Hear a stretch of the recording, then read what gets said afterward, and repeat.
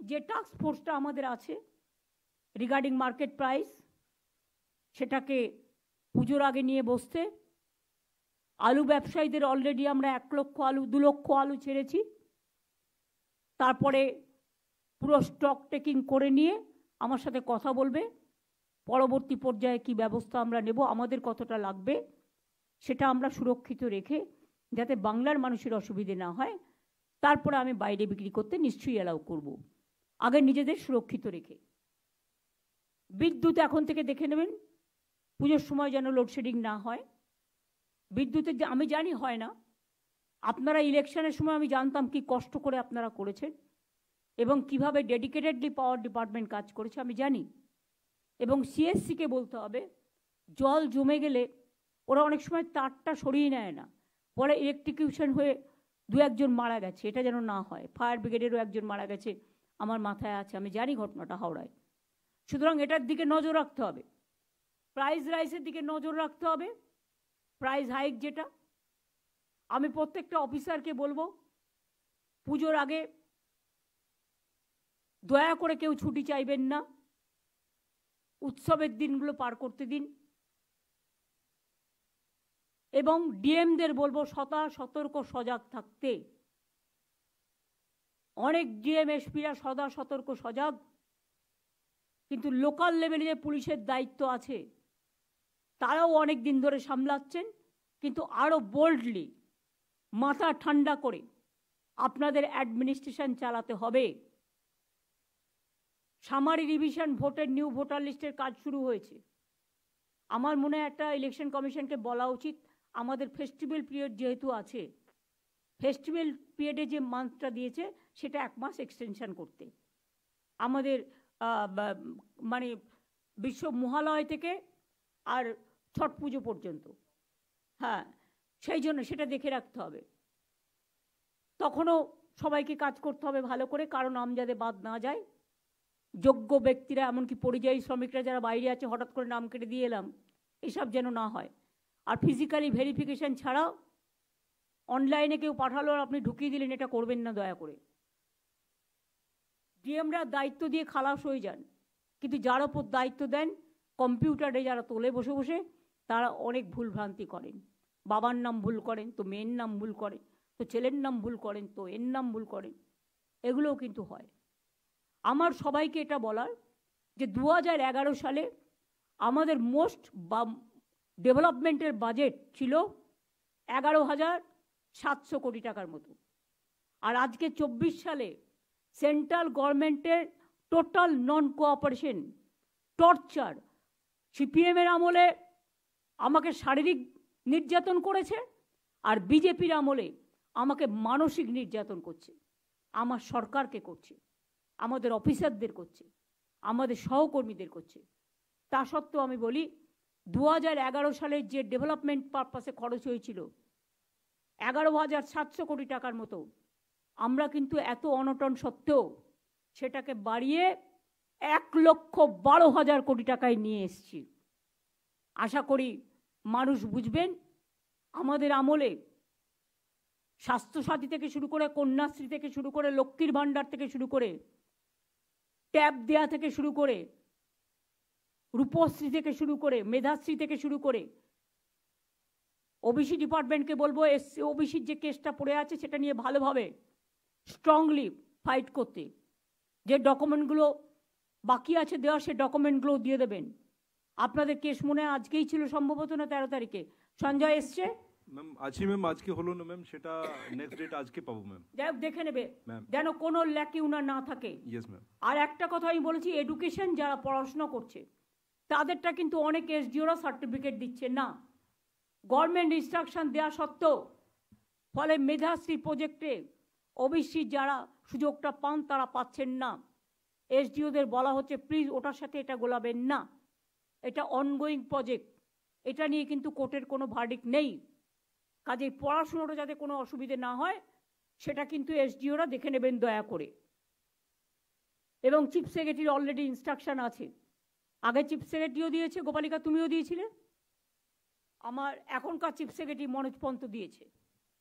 এবার আমি আসব পিডব্লিউডির যা কাজ আছে প্লিজ রাস্তাগুলো যেগুলো আমি বলেছি ভেঙেছে আগে করবে, পিএইচির কাজ আগে রাস্তাগুলো ভেঙেছে তবে করবে, তা নাহলে আমি একটাও পারমিশন আর দেবো না। করে যে কাজগুলো স্যাংশনড আছে সেগুলো যাতে তাড়াতাড়ি টেন্ডার করে, টেন্ডারে যেন ট্রান্সপারেন্সি থাকে। আমি আজ পর্যন্ত বলতে পারি till today in my life I never interfere in any tender. আমাকে যদি কেউ প্রমাণ দিতে পারেন, আমার 1 সেকেন্ড লাগবে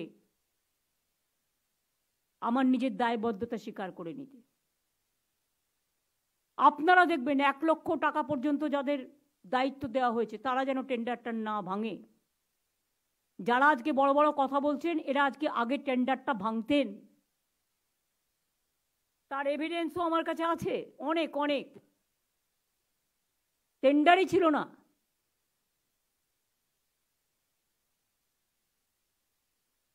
মেদিনীপুর পূর্ব থেকে শুরু করে সারা বাংলা এই ধরনের অনেক ঘটনা আমার জানা আছে, টেন্ডার ভাঙার ঘটনা। পরে কানে এসেছিল, আগে আসেনি।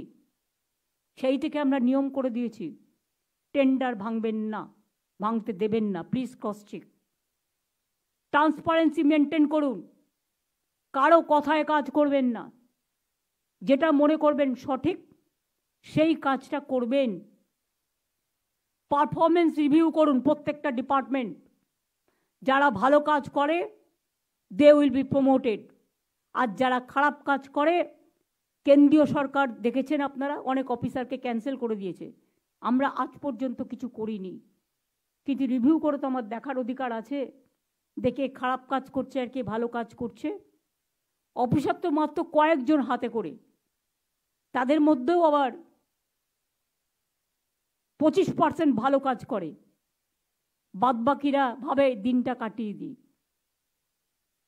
মানুষ কিন্তু এটা বুঝতে চায় না। মানুষ চায় আপনি যে যার দায়িত্বে আছেন, দায়িত্ব ছোট হতে পারে, দায়িত্ব বড় হতে পারে, কিন্তু কাজ কিন্তু কাজ। সেই কাজটা সঠিক সময়ে ঠিক সময়ে করতে হবে।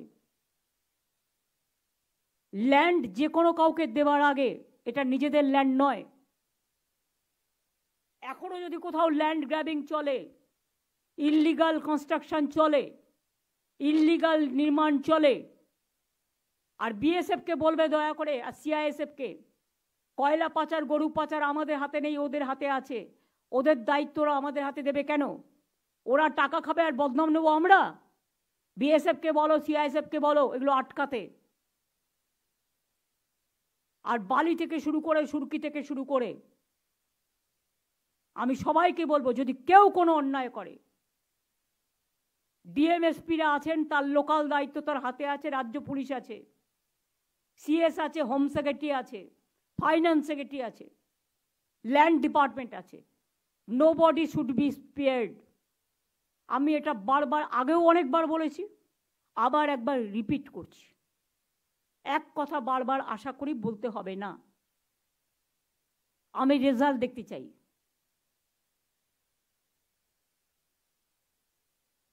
পেয়েছি যে জল নিয়ে যাচ্ছেন, অনেক কাজ আপনাদের পড়ে আছে।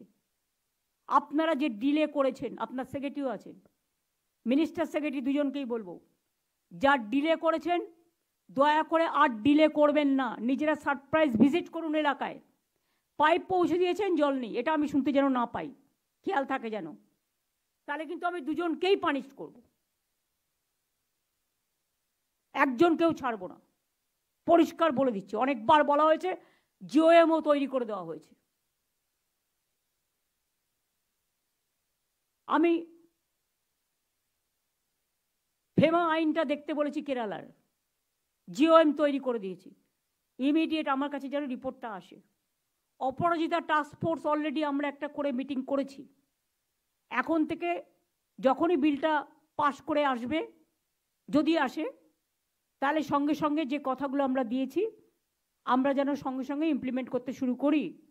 আর মলয়কে আমি বলে দিয়েছি এখন থেকে আইডেন্টিফাই করে রাখো অপরাজিতা কোর্ট, যেটা হচ্ছে আমাদের যে ফাস্ট ট্র্যাক কোর্ট আমাদের টাকায় চলে, 60টা মহিলাদের ডেডিকেটেড আছে। সেখান থেকে 25টা কোর্ট, মানে প্রত্যেক জেলায় একটা করে থাকবে, কলকাতায় 4টে থাকবে। এই করে 26-27টা কোর্ট এক্ষুনি আইডেন্টিফাই করে ফেলো যখনই কাজটা হবে। আর পুলিশের অপরাজিতা টাস্ক ফোর্স তৈরি করো। আর আমি মনে করি সব হসপিটালেই পুলিশের যতটা সম্ভব সিকিউরিটি আছে। এছাড়াও নারায়ণকে আমি 100 কোটি টাকার মতো দিতে বলেছি, যাতে লাইট, শুনুন অনেকে বলছে ওখানে কেন রেস্টরুমটা করতে গেল, এটা অন্য কোনো ইন্টেনশন ছিল না।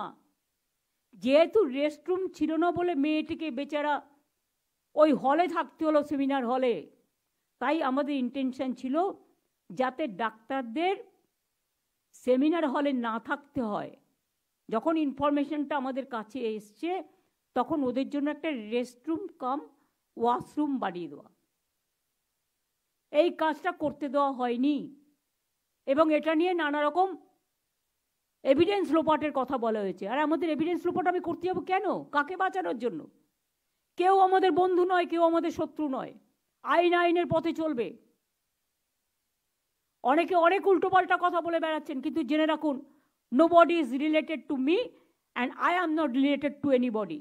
আমি যখন একটা চেয়ারে কাজ করি তখন আমি চেয়ারটাকে সম্মান দিতে জানি। অনেক অসম্মান করেছেন, অনেক অপমান করেছেন, মিথ্যে কথা বলে কুৎসারটি আর করবেন না। সত্যিটা জেনে নিন। এবং যে ফাঁকা জায়গাগুলো আছে আমি কভার আপ করতে নারায়ণকে 10 দিন আগেই বলেছি। 10 দিন আগে ইনস্ট্রাকশন দিয়েছি লাইট লাগাতে। রেস্টরুম যেখানে নেই সিস্টারদের রেস্টরুম করে দিতে, ওয়াশরুম যেখানে নেই মেলে আলাদা করে ওয়াশরুম করে দিতে, সিকিউরিটি দরকার হলে হসপিটালগুলো অ্যারেঞ্জমেন্ট করবে তাদের নিজেদের টাকা দিয়ে, সেক্ষেত্রে নারায়ণ কোঅর্ডিনেট করবে। দরকার হলে পুলিশের একার পক্ষে তো সব সিকিউরিটি দেওয়া সম্ভব নয়, ভেতরে প্রত্যেকটা ব্লকে ব্লকে সিকিউরিটি তারা দিতে পারেন। তার জন্য রোগী কল্যাণ সমিতি আছে। এখন থেকে আমি বলছি রোগী কল্যাণ সমিতির চেয়ারম্যান প্রিন্সিপালরা নিজেরাই থাকুক সব হসপিটালের ক্ষেত্রে, নারায়ণ। এবং সাথে একটা সিস্টারকে রাখবে, একটা সিনিয়র ডাক্তারকে রাখবে, একটা জুনিয়র ডাক্তারকে রাখবে, এবং সেই এলাকার স্থানীয় এমএলএ তাকে রাখবে। ঠিক আছে? এবং পুলিশের একজনকে রাখবে। ঠিক আছে। লোকাল পুলিশের যে আইসি হবে। ঠিক আছে। হ্যাঁ বলো।